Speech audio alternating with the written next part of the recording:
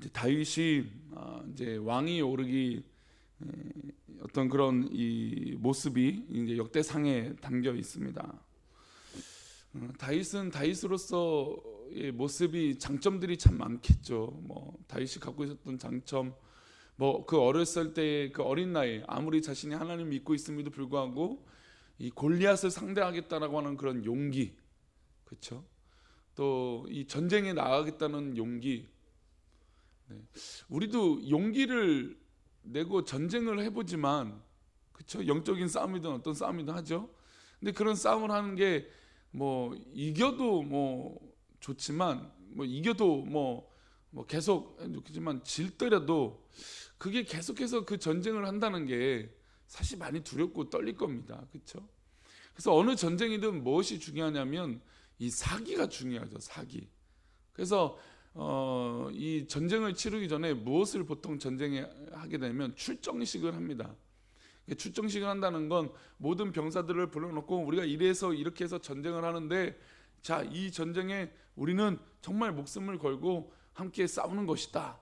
이제 그런 이 출정식을 하고, 그다음에 사기를 붙돋는 말을 하면서 이 참여한 군인들이 사기가 떨어지지 않고, 원래 이제 사기가 이제 기싸움이니까 어떤 그런 기세움이 이 전쟁의 많은 부분들을 차지하게 되니까 그것들을 막 붙돋기 위해서 이 출정식을 하게 됩니다. 그래서 기세가 막 올랐어요. 그래서 그 전쟁에 이기면 더 사기가 올라가는 것이고, 지면 성경에서 보통 나오듯이 물이 되었다, 다 마음이 무너졌다. 그러니까 그런 마음들이 우리 가운데 생길 수도 있다라는 것이죠. 그러나 중요한 이 다윗 때문에 의미가 과연 무엇일까? 자, 우리 4절 말씀 먼저 읽어볼까요? 4절 말씀입니다. 다윗이 온 이스라엘과 더불어 예루살렘 곧 여보스에 이르니 여보스의 땅의 주민들이 거기에 거주하였더라. 다윗이 온 이스라엘 사람들과 예루살렘 곧 이 예루살렘 왔더니 여보스 사람들이 이 예루살렘과 지금의 다윗성 옆에 살고 있었던 것이죠. 그러니까 이방 민족이 있었던 것입니다. 그럼 다윗으로서 이 이제 왕위도 오르고 또 이 예루살렘 성에 거해야 되는데, 여보스 족속이 있으니까 당연히 이들과 어떻게 될까요? 전쟁을 해야죠. 자, 5절입니다. 5절 말씀 읽습니다.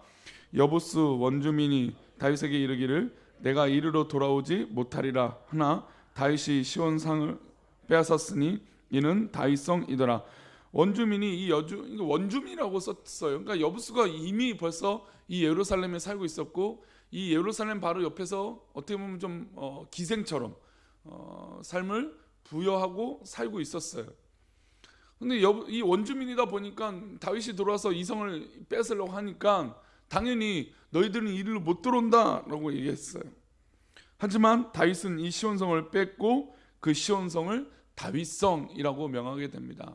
그래서 성경에 나오는 우리가 알고 있는 시온성, 뭐 시온자, 뭐 의자 얘기하는 것들은 이 시온성, 즉 다윗성. 근데 이 다윗성은 곧 이 여부스 사람들이 살고 있었던 지역을 말합니다. 근데 이 지역은 예루살렘의 바로 예루살렘 성벽에 있으면 바로 옆에 있어요. 근데 그곳을 빼앗아서 다윗성이라고 명하게 됩니다. 그래서 이 다윗성을 칠 때 이렇게 이 군인들에게 이렇게 얘기합니다. 6절 말씀이네요. 우리 6절 말씀 읽어봅니다. 다윗이 이르되 먼저 여부스 사람을 치는 자는 우두머리와 지휘관으로 삼으리라 하였더니 수르야의 아들 요압이 먼저 올라갔으므로 우두머리가 되었고, 자, 요압이 우두머리가 된 이유가, 그러니까 이제 요압 장군이 이제 군대 장관이 되고 이 다윗의 가장 신복으로서 이 전쟁에 능한 자로서 쓰임을 받게 됩니다. 근데 그런 군대 장관이 되고 우두머리가 되는 이유가 바로 이 본문에 있어요. 다윗이 이 여부스 사람을 쳐야 되는데, 자, 그러면 우리 장군들 중에, 우리 용사들 중에 누가 먼저 이 여부스 장군을, 이 여부스 족속을 치겠습니까? 라고 물었더니 이 요압이 자진해서 먼저 가서 이 여부스 족속을 치게 됩니다. 그리고 이스라엘 민족, 특별히 다윗 이 군대의 우두머리가 되는 것이죠. 이 다윗이 이때부터 이 여부스 사람이 살았던 곳을 살면서 하나님과 또 이 전쟁 말고도 수많은 전쟁들을 앞으로 하게 됩니다. 자, 우리 9절 말씀, 우리가 읽었던 본문 말씀입니다. 우리 다시 한번 읽어볼까요? 만군의 여호와께서 함께 계시니 다윗이 점점 강성하여 가니라. 이게 중요한 것이죠. 다윗이 분명히 전쟁을 해서 또 여부스 족속을 쫓아내기도 하고 요압 장군이 힘써서 싸우기도 했지만 가장 중요한 키워드가 있었어요. 그에게 하나님이 함께 하심으로 점점 강성하여졌다라는 것입니다. 하나님이 함께 하시면 부흥하는 것인 줄 믿습니다. 하나님이 함께 하시면 위로의 역사가 일어나고 회복의 역사가 일어나는 것인 줄 믿습니다. 하나님이 함께 하시면 열매가 맺어져요. 그래서 열매로 알리라, 또 많은 성경에서 자연적인 부흥이 일어날 때 성령님이 함께 하시고 하나님이 함께 하여 주실 때 그 모든 것에 자연적 부흥이 일어나는 것을 볼 수 있습니다. 인위적이지 않죠. 뭐 쇼를 해서 되는 게 아니죠. 하나님이 주시는 부흥은 우리 모든 성도들이 한마음 되고 그 한마음이 되는 에너지가 자연스럽게 이 지역 가운데 나타나게 되는 것입니다. 그랬더니 복음을 전파하니까 그 복음을 받아들이는 사람들이 자연스럽게 그 복음을 받아들이게 되고 또 하나님의 역사가 그렇게 그들을 만져주게 된다는 것입니다. 어떻게 보면 우리 꿈꾸는 교회는 이 과정 가운데 있습니다. 하나님의 역사하심과 또 우리 내부적으로 하나님께서 우리를 하나 되게 하시고 그 에너지를 모으고 계시고 됩니다. 이제 언젠가 자 싸웁시다. 이제 진짜 우리 하나님의 뜻을 위하여 열심히 내봅시다. 더 물론 지금도 열심히 하시고 최선을 다하고 있지만 어떤 계기로 뭔가 또 변화를 일으키는 영적인 싸움이 일어나야 될 그때 분명히 선언이 되겠죠. 자, 우리는 이제 달려가야 됩니다. 부흥해야 됩니다. 라고 선언이 되면 다윗이 그렇게 용사들에게 요구했던 것처럼 하나님께서 우리 교회에 그런 요구를 하신다면 그때 우리는 과연 어떻게 반응하고 어떻게 할 수 있을까요? 그 고민 가운데 가장 중요한 것은 만군의 여호와께서 함께 하셨다라는 것이 가장 중요한 의미이고 상황인 것인 줄 믿습니다. 다윗이 점점 강성하여 간 이유를 하나님께서 함께 하심으로 설명한 것입니다. 그러니까 다윗이 강성해진 거죠. 다윗이 왕이 오르고 다윗이 정말 통일왕국의 시대 이스라엘 역사의 가장 부강하고 정말 멋진 나라, 이스라엘 역사 중에서 가장 위대한 나라를 이끌었던 이 다윗의 위대함과 강성함은 다른 이유로 설명하는 것이 아니라 하나님이 함께 하심으로 강성하게 됐다는 겁니다. 이 이유 말고는 없다라는 것이죠. 즉 우리 꿈꾸는 교회도 강성하고 이 모든 일들에 점점 부흥할 수 있는 것은 하나님께서 함께 하시니 그 모든 것 위에 부흥하고 강성하게 될 줄 믿습니다. 그가 성공한 것도, 그가 한 지파의 왕이었다가 12지파의 왕이 된 것도, 아무도 정복할 염두가 없던 산성을 정복한 것도, 모든 것들, 이 모든 일에 가능했을 수 있었던 것은, 가능하게 된 것은 하나님께서 이 다윗과 함께 하셨기 때문입니다. 즉 우리의 인생의 성공은 하나님과 함께함이 우선되어져야 된다는 것이죠. 아무리 뛰어난 능력이 있고 아무리 뛰어난 감각이 있고 아무리 뛰어난 은사와 달란트가 있어도 성공을 장담할 수 없다는 것입니다. 사람의 성공은 사람이 개척하는 것이 아니라 하나님의 도우심이 절대적인 것인 줄 믿습니다. 아무리 능력 있는 사람도 하나님 막으시면 어떻게 될까요? 성공할 수 없는 것이죠. 하지만 만군의 여호와께서 다윗과 함께 하심으로 가는 곳곳마다 승승장구하게 되게 하시고 이기게 하여 주시고 모든 곳에서 누구의 이름을 높여주십니까? 다윗의 이름을 높여주세요. 참 감사하지 않습니까? 우리의 이름이 높아지기를 바라는 것은 아닌데 우리가 이렇게 열심히 하나님과 함께하는 모습이 우리 가운데 은혜 가운데 있더니 하나님이 우리의 이름도 역사 가운데 기록해 주신다는 것입니다.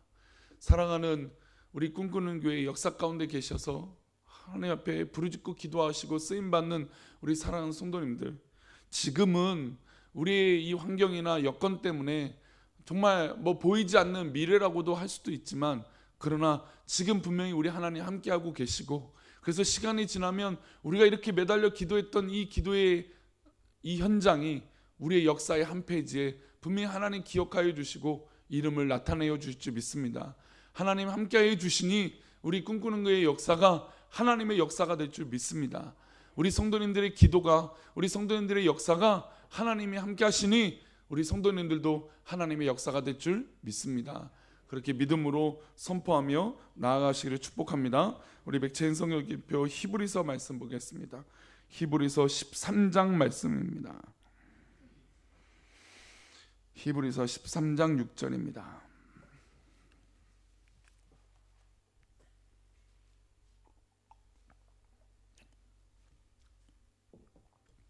우리가 때로는 무서움에 처하고 어려운 공경에 처할 때 사람이 우리를 어찌할 수 없습니다. 어제나 오늘도 동일하신 우리 주님께서 우리를 인도하여 주실 줄 믿습니다. 우리 6절 말씀입니다. 함께 읽을까요? 그러므로 우리가 담대히 말하되 주는 나를 돕는 이시니 내가 무서워하지 아니하겠노라. 사람이 내게 어찌하리요 하노라. 아멘. 물론 우리가 이 과정 가운데 사람이 두렵죠. 근데 사람이 무서운 것보다 저는 돈이 더러운 줄만 알았는데 돈이 무섭더라고요. 돈이 그냥 더럽기만 한 건 줄 알았더니 돈이 무서운 거더라고요. 어제 또 여러 가지 또 기도 가운데 있는데 상황 가운데 있는데 하여튼 돈이 무서워요. 돈이 사람을 이렇게 붙들더라고요. 정말 영혼이라도 팔 우리 믿음의 사람들이 영혼이 아니라 이 돈에 사로잡힌 사람은 그냥 돈이라면 영혼이라도 팔 준비가 되어 있는 것 같이 느껴집니다. 무섭죠. 그러나 그 사람이 우리를 어찌하지 못하게 될 줄 믿습니다. 우리의 믿음을 어찌하지 못하게 될 줄 믿습니다.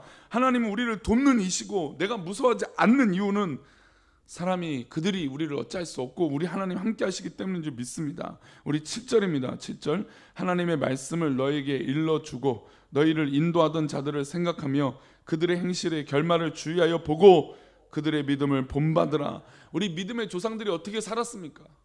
히브리서의 말씀 가운데 믿음장에 보면 그 믿음의 조상들이 어떻게 살았습니까?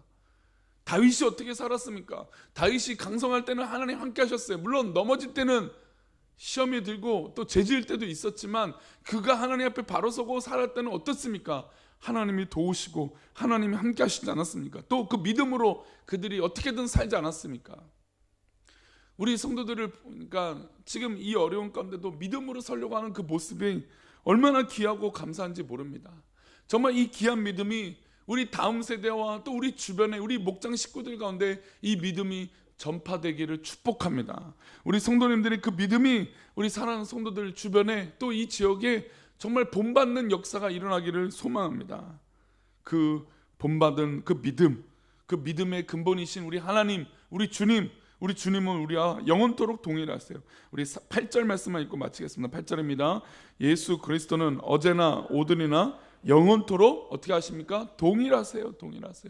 다윗을 함께 하셨던 그 하나님이 예수님이 오신 2000년 전에도 동일하시고 종교개혁이 일어날 때쯤 그 암흑기 같은 이 한국 우리 개신교 역사, 우리 칼빈의 역사 가운데도 그렇게 암흑기였던 그때도 하나님 함께 하셨고, 그리고 우리 일제 강점기나 정말 6.25 동란 가운데도 우리 하나님 함께 하셨고, 지금도 아무리 한국 교회와 또 목회자들이 정말 바닥이 아니라 아직도 멀었던 그런 모습이 우리 가운데 보여질지라도 우리 하나님 어제나 오늘이나 내일도 동일하게 우리 가운데 역사하여 주신 줄 믿습니다. 그러니 하나님 앞에 정말 붙들림 받도록 하나님이 우리와 함께 하시도록 우리의 믿음이 바로 서야 있지 않겠습니까? 우리가 다른 생각, 다른 환경에 빠져 있는 것이 아니라 그저 하나님 어제나 오늘이나 동일하신 그 하나님 우리 주님과 함께 한다면 우리의 믿음의 삶이 정말 하나님 앞에 복이 되고 기쁨이 될 줄 믿습니다. 우리 그렇게 승리하시고 살아가시는 우리 아침 기도에 나와서 기도하시는 우리 사랑하는 성도님 되시기를 축복합니다. 기도하겠습니다. 하나님,